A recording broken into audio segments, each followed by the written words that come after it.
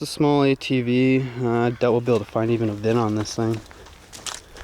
It's probably stolen. It's unlikely it caught naturally on fire, but What would a VIN be on it? it's a Huan.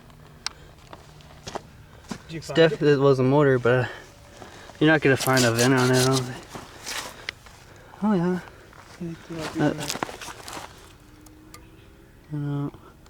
Yeah, right here.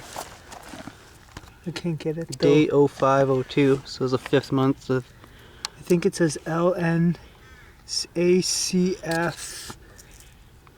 something Wait, just 82000004.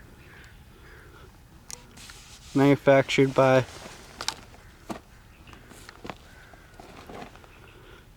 Huh. That is suspicious though. Did you get the that VIN part properly, or? Yeah, I got it as good as I could. Huh. I'd have to